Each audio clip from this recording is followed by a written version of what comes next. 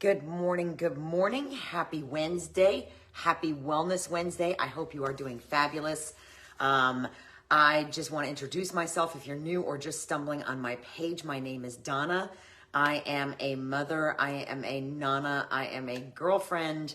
I am an aspiring personal trainer, looking at grad school in about a year because I love mental health and want to go farther with it. And I am also an activewear fanatic with an online boutique. So I started Wellness Wednesday because I believe that wellness is a very broad topic, covers a lot of things, and that a lot of us can help each other by simply sharing what has worked for us to make us more well. And it truly is a broad topic, so sometimes we cover food, exercise. A lot of times it's mindset and different things. And really lately it's a lot been fear, anxiety, depression, things like that tend to really ramp up around the holidays and the first of the year as you're facing down another year that you hope will be better than the one before. So if you love wellness and you have a topic, good morning, Miss Carla, and you have a topic that you would like to see covered, I do love to learn. I think learning is essential to evolving. And if it's something that you don't really know how to or have the time to poke into, send me a message, drop a comment. I'll be happy to look into it, bring it up on a future Wellness Wednesday. Even I always say no politics, no negativity. Someone pointed out to me that it's hard to deal with things like fear and anxiety and depression without negativity. And that's true. Sometimes they can be a very negative topic, but what we're looking for here is positive approaches to these things. So that's how we turn that around. Good morning, Miss Ann. So if you're here, I hope you find this helpful. And if you don't see this until sometime later, please let me know with a replay in the comments so that I know you did. Like I said, feel free to send me a message with any feedback, suggested topics, anything like that. All right, so let's get started. Last week, we talked about fear and not fearing the new year. We kind of defined fear, talked about what the 5 biggest fears are with most people, and simple things you can do to help face them. So today we're going to dig in just a little bit more. That was kind of general. I'm going to dig in just a little bit more about how to use it as fuel, but these things are kind of a must if you are going to use fear as fuel to do better or to grow as an individual. So there's going to be a few personal examples here today because this is the best way I can do this. So you might learn some things about me in the process too, but that is part of what this is all about, is sharing personal experiences, because something that may or may not have worked for you might actually be the light bulb for somebody else. So think about that. All right, so how to use it as fuel. We like I said, we already defined fear. We already looked at what the biggest fears were and some simple ways to do them. And a lot of those simple ways to face it, you're going to hear again today if you were with me last week, just in a little bit more detail. All right, so first and foremost, and this is something that I actually personally learned, and again, I'm not a doctor, I'm not a licensed mental health therapist, we're sharing experiences here, and this first thing I'm going to talk about in using fear as fuel has to do with something I actually learned in college called mindfulness-based cognitive therapy. And for me, the mindfulness-based cognitive therapy class and learning about it and how it's used to help with anxiety is kind of the final thing that made the mechanism click in my head. I had been years of introspection, looking into myself, digging into myself, trying to figure out how to fix myself. And that's a story for another day, because fixing yourself is kind of a relative term and probably is not one that should be used. And all of the things that I'd heard, that I'd learned, that I read, good morning, Danielle, all kind of started to click into place when I started doing research on mindfulness-based cognitive therapy. So first and foremost, when it comes to fear, awareness and observation. It's important with any emotion, not just fear, but any emotion, that you know this. You don't have to judge yourself for feeling that way. That was really, really difficult for me. So you can acknowledge that fear or whatever the other emotion is without judgment. Just because you're feeling that way doesn't mean you're dumb. It doesn't mean that you are crazy. It also doesn't mean that you're doing anything wrong. Your feelings are your feelings. So it is okay to feel them. A lot of times we talk about fear of other people's judgment, but 99% of the time when we're feeling a certain way, we're judging ourselves for it. We want to know why we're feeling that way, and we think we're stupid for feeling that way, and it can just get really ugly. So the most important thing is awareness and observation. Again, whatever you're feeling, in this case today we're talking about fear, acknowledge it without judgment. Say, hey, I'm feeling scared, and that's okay. You don't have to judge yourself to it, and you don't ever always have to figure it out. You don't necessarily have to figure out why you're feeling the way you're feeling. That was another thing I was notorious for, was having to know why I was feeling that way, and I had to know it right now. It was a form of control, something that comes on along with anxiety. It doesn't require a label. It doesn't require a reason. As long as you're not projecting that feeling onto a crowd of 50 people around you, if you're by yourself or you're internally feeling this feeling, you don't have to judge yourself, and you don't have to question it, and you don't have to give it a label. Okay? So, but in this case, we are going to give it a label today. It's fear. But again, first you have to acknowledge that you're feeling it. If you are in the middle of something and the fear is coming from your brain working overtime, a lot of times the best thing that you can do is just to continue focusing on what you're working on and let it roll in the background. Where we get in trouble sometimes is when we stop and we feel like we have to address this right now. Okay, I'm scared. What am I scared of? You might be at work. You might be at home trying to accomplish something. You might be getting ready to go out on stage and speak. You don't have the ability or necessarily the need to stop what you're doing and break this all down. You can just be like, okay, I'm nervous. I'm scared. I'm going to keep focusing on what I'm doing. And it's there. I know it's there, but it's not going, don't let it derail your entire day, your entire hour. I've been known to do that, and I still do that sometimes. So if you do have the time to take a pause, then go ahead and describe the feeling. Even journal it if you have that ability. Describe the feeling, acknowledge that that's what you're experiencing, and keep moving forward. An example that I have for you is back at the same time that I was studying the mindfulness-based cognitive therapy, I was also making my first trip back to Michigan in 26 years. I had been down in Florida. I had not been back to Michigan. And some of my childhood left some scary, uncertain, and not so happy memories. And I wanted to go back to Michigan because deep down inside, I wanted to replace those memories with better ones from an adult perspective. And you know how sometimes things can seem so big when we're kids, and then all of a sudden they seem so small as adults when we go back to them. So that was the purpose of the trip, was to visit with some friends and visit some places that maybe held a little bit of a darker memory for me and replace those with better ones. And so the timing of this mindfulness-based cognitive therapy class was perfect, because for this trip back, and this trip also included possibly stopping in to visit with a foster family that I had lived with for 2 years and had not been in contact with since I'd left.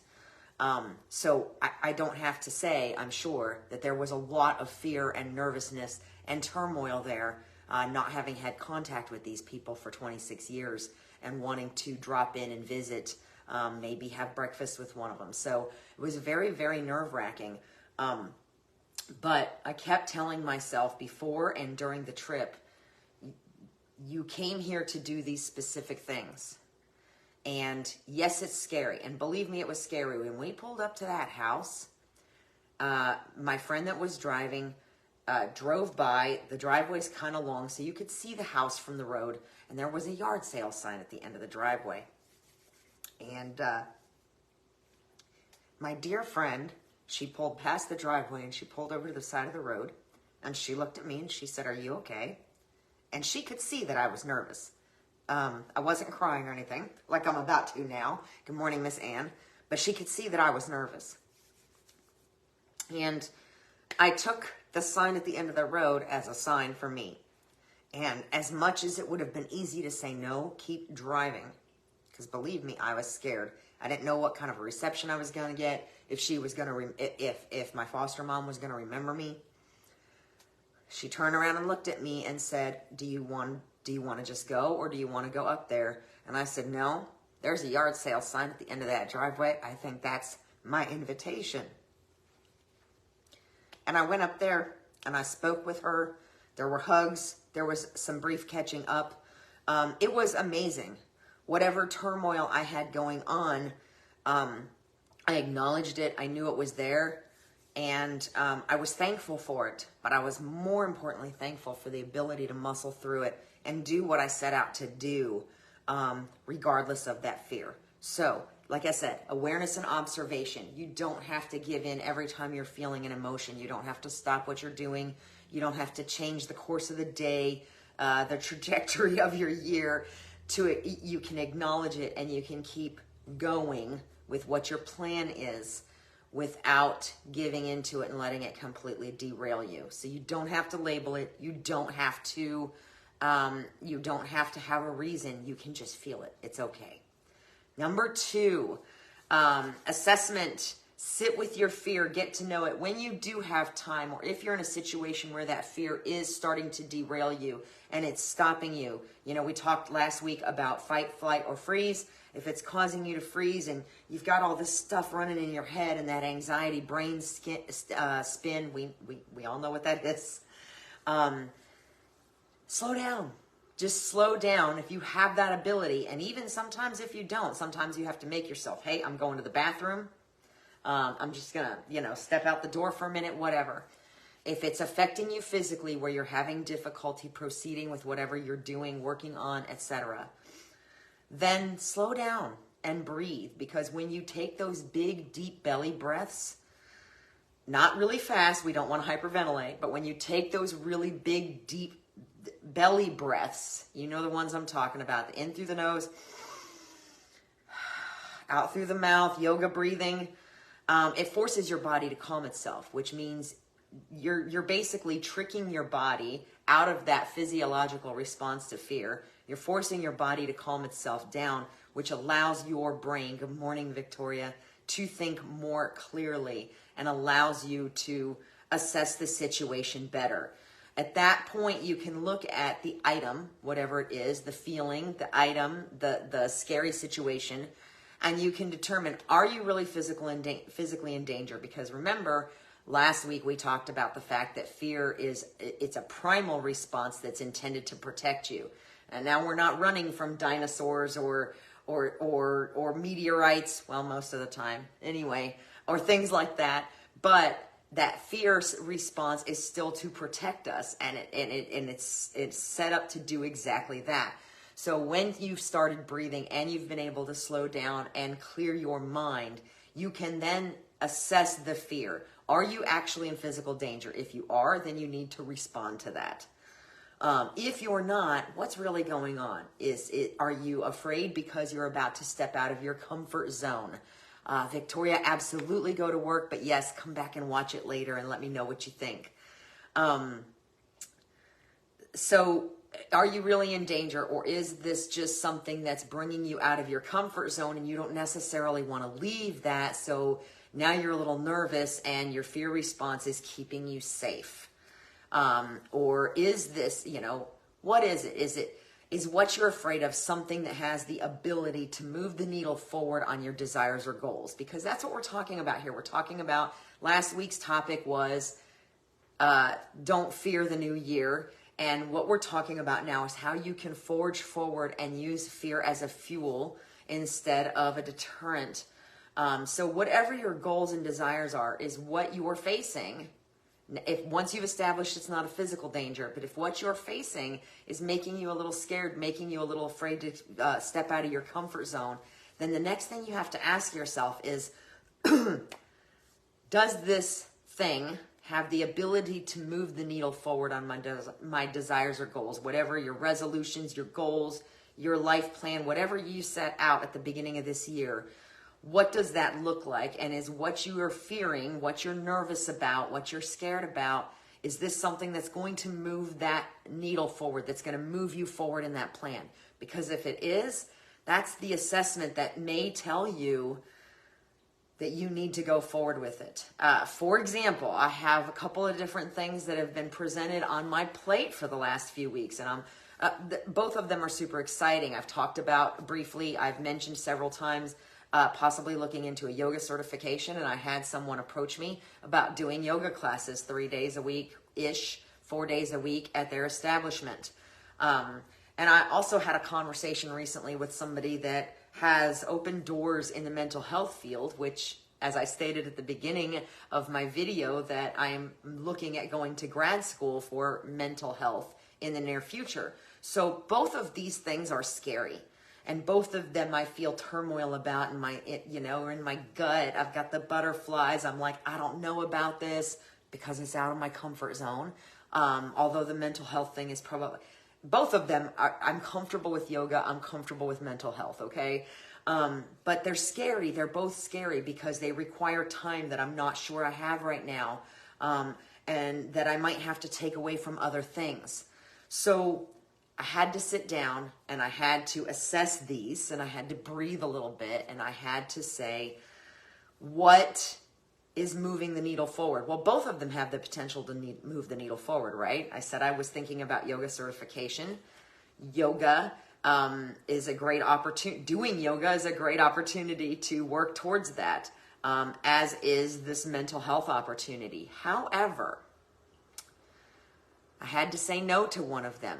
And I had to assess it to determine what the fear was. And what the fear was with the yoga offer is, I'm not certified yet. I'm not ready for that step. And that's okay. Now, can I use that as fuel and say, okay, what do I need to do to be ready for that step in the future? Absolutely. And I should. And so should you. But if I'm not ready for that step yet, I have questions, I have fears about teaching something I'm not certified to do. There's different schools of thought about that. And I'm still studying for my personal trainer certification. So how can I take the time out to focus on creating yoga routines at this time? So the yoga thing for me, yes, it moves the needle forward, but the yoga thing is way up here, like 3 or 4 years from now. Whereas the mental health thing is now, it has the potential to impact how I can approach grad school in a year. So while both of them are scary, the ability to just slow down and breathe and sit back and assess that and figure out what's going to move the needle in the direction I need it to go now and make that decision makes all the difference. Otherwise, I might have been likely to do one of two things: either say no to both or say yes to both, which would have caused some serious time demands, and I might not have been successful at either of them. So assessment is important. Sitting with your fear, identifying where that fear is coming from and how it can stop you or help you is extremely important. Okay, moving on. Number 3, reframing. It doesn't matter what the topic is. You're going to hear me say this a lot. Reframing, positive self-talk is at least 50% of the battle, probably more like 70 or 80. What is the worst that can happen if you are facing a fear, if you're afraid of trying something, doing something? You can imagine what the worst is that can happen, but sometimes your imagination can get the better of you and talk you right out of it. So reframe that and say, what is the best that can happen? It is okay to prepare for the worst case scenario, but if in the process of preparing for the worst case scenario, you are getting yourself wound up into a fit of fear and anxiety that absolutely is accomplishing nothing, then you probably need to reframe your thinking. So positive talk, what's the best that can happen? A lot of people are afraid of success as much as they are afraid of failure. So you have to keep telling yourself, I've got this, I can get this, I can do this. I've been here before. When I talk about fear of success or failure, I'm going to use a loose food, healthy eating example. You've got a family of 4 at home, 2 children, hubby, or wife, whatever the case may be, whoever is watching, and you want to start eating healthier. Eating healthier is going to make you feel great. You feel like it's going to make you look better. It's all these things. These are your goals, and you know it's going to be better for you. And you would like to help your family eat healthier, but you're afraid. Excuse me. You're afraid of two things. One, you're afraid of your family's responses, how your family's going to react to the food, to the changes, to the whatever. I get it. Number two, you're afraid of success. What happens if you are this healthier? Everything, all your routines, if you're eating better and you're exercising more and you're getting more activity, all these normal routines that you've become accustomed to that you love, they're all going to change. See what I mean about the fear of success? So, these are examples of things that of little things, little everyday things that can cause fear. So what can you do in that situation? Well, we're going to talk about that. We're gonna reframe it. We're going to say, instead of, oh, the family will never go for it, the kids might not eat it, my husband's going to have a kazoo. I don't know if I want these routines to change. I like my life the way it is. How about, what can I learn that will make it easier to make these changes where my family can handle it too? What can I do that are small changes that are going to make all of my meals healthier without anybody in the family really noticing the changes? What if the routines that we have now change for something better, where we're out, we're walking around, we're playing all the time, we're doing things instead of buying things, etc. So that's the reframing, and that leads into the focus, which is number 4. Number 4, focus on what you can control. You cannot control what other people think. You cannot control what other people say or do, or how they respond to what you're doing. It is really, really easy for us, if we are to give up everything we want to do, that we're focused on our goals, our desires, because we don't want to hurt somebody else, or we don't want a negative response from somebody else, especially people that live in the same house. But that's not okay. If you want to eat healthy and you can't get your family to come along, yes, you can make 2 separate meals.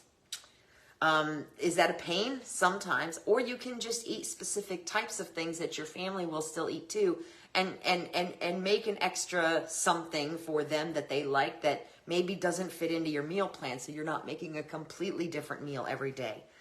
But you cannot control other people and their actions. If you're out there on stage and you're speaking to somebody, you can't control how those people respond to you. You can only control what you're doing. So you can do the research. You can find the ways to make little changes, like replacing ground beef with ground turkey, or regular sausage with chicken sausage, and things like that, so that your family still gets all the good things, but you get the healthier things. You can research those things, and you can focus on the parts that you have control over. You can choose canned vegetables that have no salt added, or steam fresh vegetables that have no preservatives instead of something else. There's lots of choices there, and the best way to learn about those is to educate yourself. Read books, do research, do personal development, and focus. Do these things with a focus on what your goal and what your vision is, because if your vision and your goal is big enough, then it should help you override the fear of what it's going to take to get there. And if it doesn't, then maybe you need to reassess your goal or your desire and see why it's not big enough to help you muscle through that. Take small steps. That's something you can control. If your goal is to clean up the bedroom that looks like a department store threw up in it, or the closet that looks like a department store threw up in it, we won't talk about mine right now. If your goal is to clean that up, and every time you walk in there and look at it, you're just like, I don't have time for this. Oh my gosh, it's such a disaster. Take it a little step at a time. One drawer, one set of hangers, one stack of something. Yeah, somebody's laughing at me. I can see the little face bubble, and I can tell you we're just not talking about my closet right now. One little step at a time. If you want to try Brussels sprouts, a great time to do it is if somebody else is ordering them at a restaurant. so that you can try a little bit of theirs. Listen, the people that are around me know I don't have any problem saying, hey, can I try a little piece of that? Because I would rather try a little piece of somebody else. If they say no, that's okay. But I would rather try a little piece of someone else's than commit to a whole plate if I don't know I'm going to like it. Try little things, baby steps. Whatever the goal is, you can take baby steps to get there. Whether it's trying a new type of food each day, trying something that scares you a little every day. Good morning, Kim. Just little small steps that get you closer to the goal, that move the needle.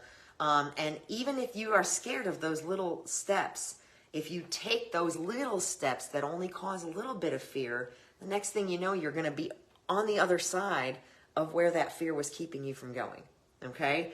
A great example is little things that scare you. I have this awesome VIP group. It's such an amazing community. And we're in the third week of a 21-day challenge right now.